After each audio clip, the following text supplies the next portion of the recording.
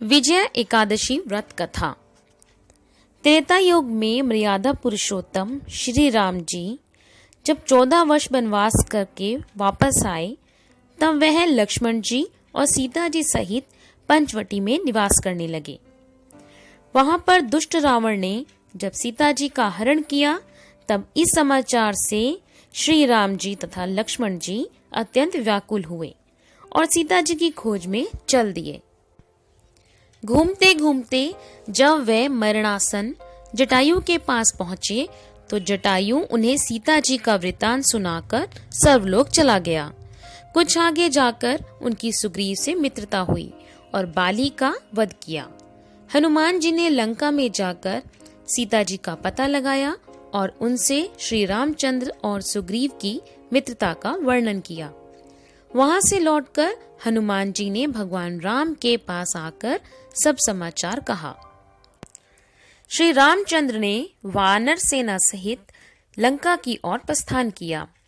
जब श्री राम समुद्र के किनारे पहुंचे, तब उन्होंने मगरमच्छ आदि से युक्त उस अगाध समुद्र को देखकर लक्ष्मण जी से कहा कि इस समुद्र को हम कैसे पार करेंगे।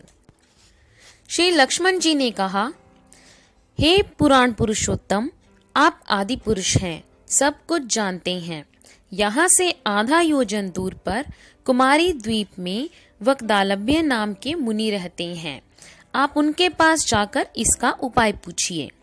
लक्ष्मण जी के इस प्रकार के वचन सुनकर श्री रामचंद्र जी वक्दालभ्य ऋषि के पास गए और उनको प्रणाम करके बैठ गए।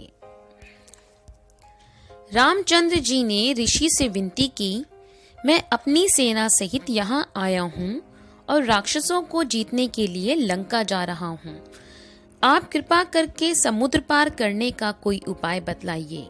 वक्दालभ्य ऋषि बोले, हे राम, फागुन मास के कृष्ण पक्ष की एकादशी का उत्तम व्रत करने से निश्चित ही आपकी विजय होगी। साथ ही आप समुद्र भी अवश्य पार कर लेंगे। इस व्रत की विधि यह है कि दशमी के दिन स्वर्ण, चांदी, तांबा या मिट्टी का एक घड़ा बनाएं। उस घड़े को जल से भरकर तथा 5 पल्लव रख वेदिका पर स्थापित करें। उस घड़े के नीचे सतनजा और ऊपर से जौ रखें। उस पर श्री नारायण भगवान की स्वर्ण मूर्ति की स्थापना करें। एकादशी के दिन स्नान आदि से निवृत्त होकर धूप, दीप, नैवेद्य, नारियल आदि से भगवान का पूजन करें। तत्पश्चात घड़े के सामने बैठकर दिन व्यतीत करें और रात्रि को उसी प्रकार बैठकर वहां जागरण करें। द्वादशी के दिन नित्य नियम से निवृत्त होकर उस घड़े को ब्राह्मण को दे दें।